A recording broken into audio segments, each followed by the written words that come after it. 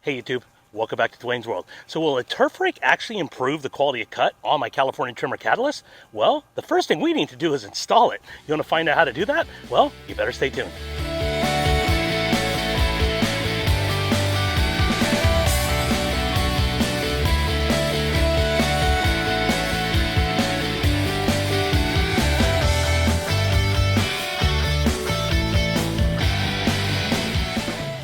Alright, so welcome back to Season 3, Episode 10, here on Dwayne's World. Guys, I know. I'm sorry. I owe you a big apology. Most of you are like, Dwayne, when are you going to start mowing and showing us the catalyst in action? I know. I definitely have been behind the 8 ball on that one. Well, fortunately, just gonna have to wait a little bit longer. I'm so sorry. And the reason why you have to wait longer is because I'm going to install the California trimmer turf rake that is offered as an accessory for your catalyst. Now, I've never owned a real mower that actually had a turf rake on it, but in principle, I think it absolutely will be a benefit to the quality of cut. You know, if you think about it, as the front roller is going across the lawn, the turf rake is actually going to help stand that grass up, so you get a cleaner cut. All right, so before we get into the actual installation of the turf rake, I just want to give you guys a quick overview of my lawn, just so you can kind of see what it's looking like this time of year. Now, I know a lot of you guys, depending on where you live in the country, your Bermuda might already be starting to go to sleep. Well, let me go ahead and show you guys what my lawn looks like. All right, guys, so there she is. Bermuda is still looking on point.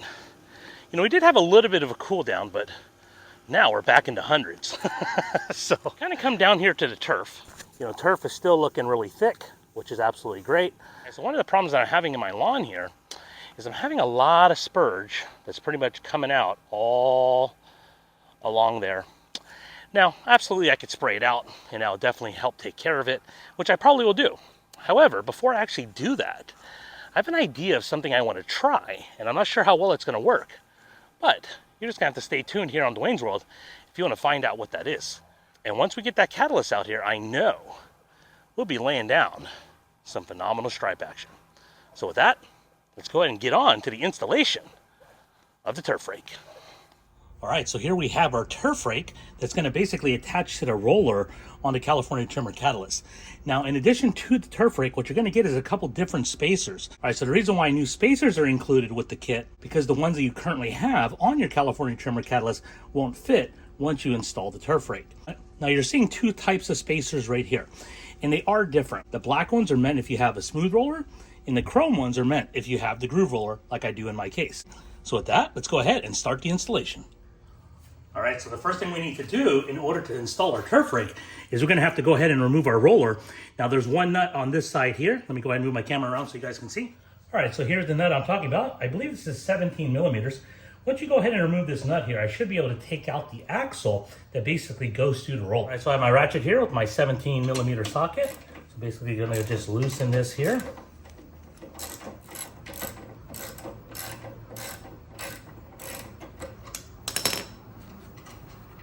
All right. So what I'm gonna do is I'm just gonna give this a little tap here using a little rubber mallet there. All right, then on this side here, as you guys can see, I'm able to pull out the axle. That'll probably help. So looks like we're already off on the one side there. There we go.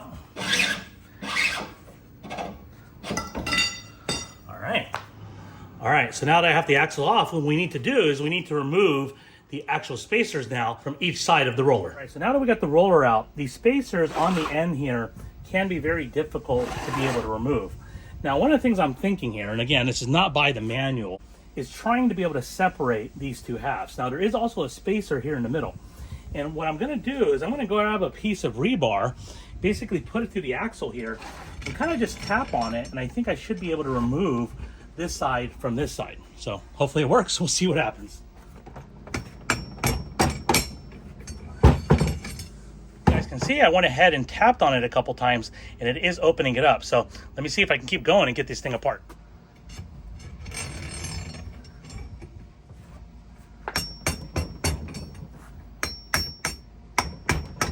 And use a flathead here now that I have enough spacing, and see if I can just kind of open this up a little bit more. Yeah, that's actually kind of working out. There we go. All right. There we go. All right, so as you guys can see here, we have the bearing here on this side. Now, it could be that this bearing is actually popped out just slightly as I was tapping on it. So I'll go ahead and make sure I secure that or set that back in place. The reason why I wanted to separate these is not that the manual required it, but now I can go ahead and use my rebar and be able to knock out this spacer here by going through this end. All right, so I'm gonna give it a couple more taps here and we'll see what happens. One of the things that can happen as I'm doing this, I could actually end up popping out the entire bearing, which is okay. I can be able to put it back in if that's the case, but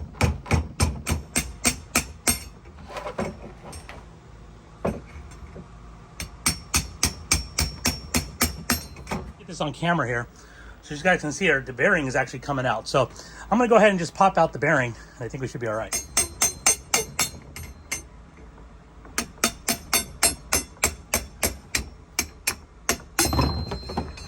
Gutsy.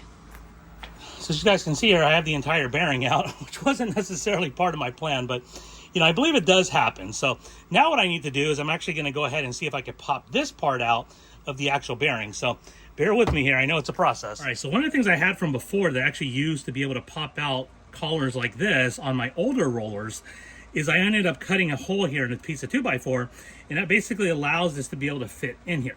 Now, I will tell you, when I was doing this in the past, the spacer wasn't as long as this one here. So unfortunately, this one does go all the way through, which isn't going to necessarily help me out if I'm trying to bang it from the top. So what I'm going to do, I know this seems a little bit unorthodox, I'm just going to go ahead and grab a bucket here. That way I can actually position this to be able to hopefully be able to knock that through so the spacer falls out. And in order to get the spacer out, all I'm going to do is I'm going to use a 16mm socket. I think a 17 may also fit as well. All right, so now I can go ahead and just take this 16mm socket. Now I went ahead and put an extension on it just so I don't hit my hand. And I am making some progress here. Hopefully it comes out on camera here. As you guys can see there, it's actually now punching down through. And now I'm going to keep going. There we go. Into the bucket. So now I got my bearing out. One of the things I noticed here is I got this little washer here. This must have went in between the bearing and the spacer. So I'm going to go ahead and reinstall that because I think that should go back in with the new kit. Go ahead and take a look at the new washer compared to the old one. The difference is going to be how far it's actually pressed into the bearing, as you can see there.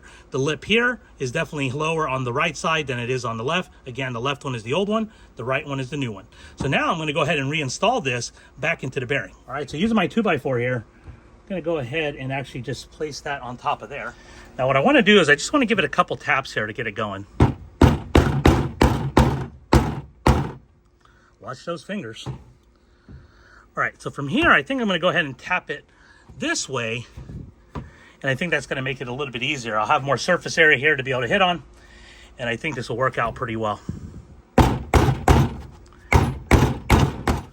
of ironic. Oh, it's kind of weird. Once I went through there, it seems to be fairly loose now. But as you guys can see here, the spacer is definitely going to fit further into it. So now I'm going to go ahead and just reinstall the bearing back into the roller.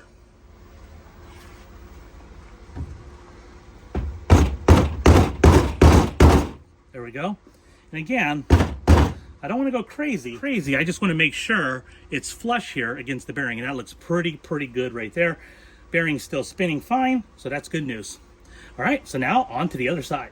All right, so one thing I did notice here on this other bearing is there actually appears to be a clamp that's holding this particular spacer, that is the middle spacer, in place.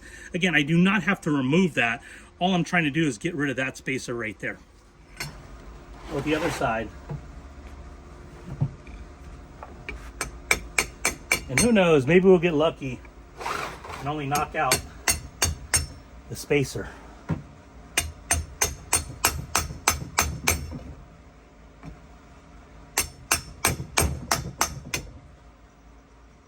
Nope. The entire bearing's coming out.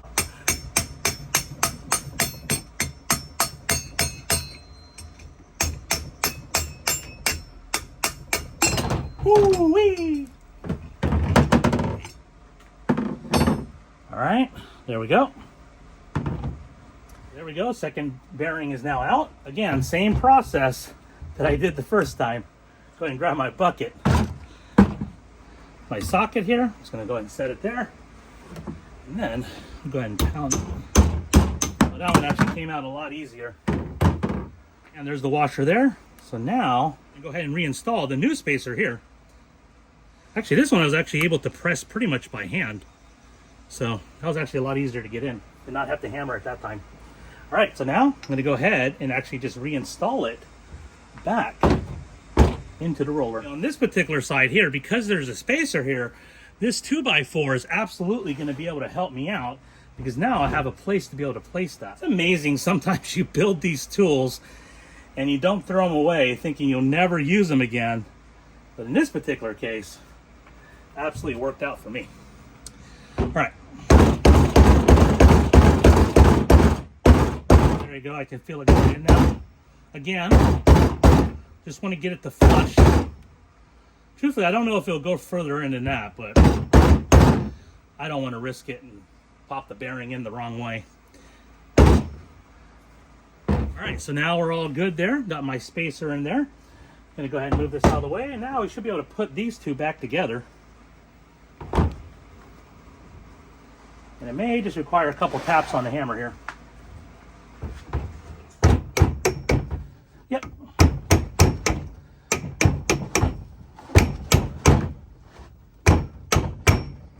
There we go. Perfect. Okay, one more tap here just for good measure. Perfect. All right, so anybody that's ever doubted whether it's a split roller design, I just proved you wrong. One of the things I'll tell you, make sure you do save these spacers, keep them somewhere safe, because if you ever decide to take that turf rake off, you're gonna need these again to properly install your roller with the proper distance. Now, I have to tell you, because of the pain it was to be able to take off these spacers, that turf rake, regardless of whether I like it or not, is gonna stay in place. All right, so now that we got the spacer installed, I just kind of want to give you guys a quick illustration here, see how this basically works. So basically, this is going to sit behind the roller here. All right, but it does attach to the roller bracket, you know, using these nuts here. Again, you have one there and one on the opposite side. All right, so with that, let's go ahead and get this thing reinstalled. All right, so I went ahead and removed these 13mm bolts from the actual turf rake. On the side of the actual roller bracket, as you guys can see, there's a couple of holes here. You have this one, which is basically for your axle for the actual front roller. But then you have this hole here that's actually notched out with some adjustability. That's where you're basically going to attach your turf rake to the roller assembly. So for right now, I'm just going to go ahead and loosely install those because I'm not exactly sure of the positioning and I don't want to lock it down just yet.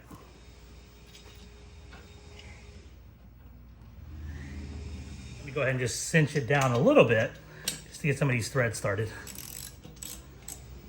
That's pretty good right there. Now let me come around to the other side. Let me just give it a couple turns here on the socket. Again, I'm not tightening it down. I'm just going ahead and getting a few more threads in there just to get it better secured. Now that I got my turf rake installed there, now I'm going to go ahead and grab my roller so we can put this thing back together. All right, so new plan. I did have to remove that 13mm bolt there because I couldn't get my holes to be able to line up here for the axle. But now that I got it a little bit better in place, I think I should be able to feed this axle through and then I'll go ahead and secure the turf rake thereafter.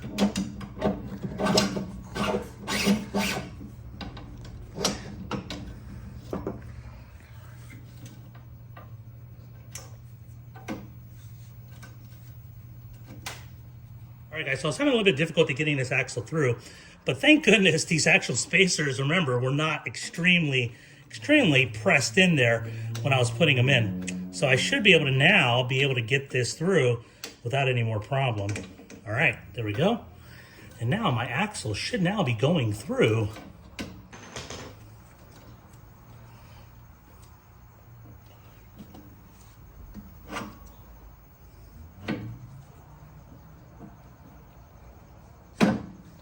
There we go. Finally. My end bolt here, just so we can keep the roller in place. Now what I'm gonna do, I didn't have to necessarily go ahead and disconnect this side there as far as that 13mm bolt, but I'll go ahead and reinstall this one now because I had difficulty getting that in there unless I did take that off. All right. Now I'm gonna go ahead and just keep it a little bit loose here.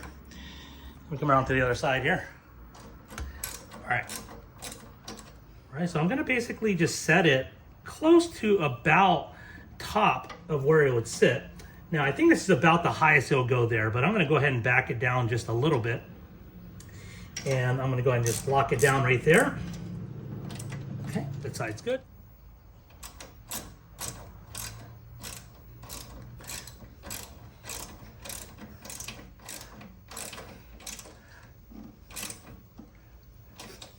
All right, that's good.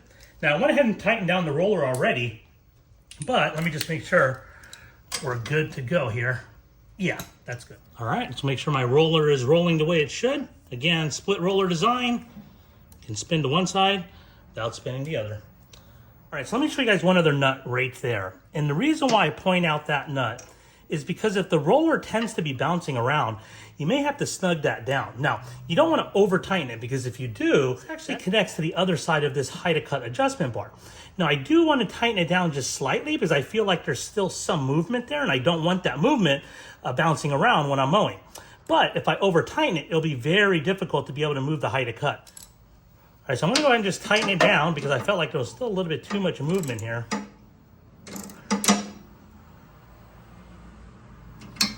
Feels pretty good right there. Yep, and I'm still able to move the height of cut bar. I think that should work out better. Much more stable. All right, so that pretty much wraps up the installation of the turf rake. Now you're gonna have to wait till my next episode. And I promise on the next episode, we will be mowing with that catalyst. All right, so when it comes to the actual installation of a turf rake, yes, there were some things that might have been difficult, but overall, I don't think it's a very difficult process, and most DIYers should be able to handle it. Now, the one thing I would definitely recommend that you pick up is that rebar. I have heard of some people using the actual axle, and I caution against that. You could potentially damage the threads on that axle, so when you go to reinstall it, you might have difficulty putting that 17 millimeter nut back on the end that kind of ties everything together. So when it comes to the rebar, it's actually a sacrificial piece of metal, so I'm not really worried about protecting the rebar, but I would prefer that over using the axle. That is one of the reasons why I had to separate the split roller, because the rebar piece I had wouldn't have been long enough to go across that 25-inch roller. However, if you could pick up a rebar that's longer than 25 inches, you may be able to avoid that step altogether. All right, but I absolutely love putting these videos together for you guys, so that way you can see from my point of view some of the things I go through, but hopefully I'll be able to encourage you guys to be able to feel that much more comfortable about working on your own particular reel mower. So with that, until the next one, as always, be excellent and party on.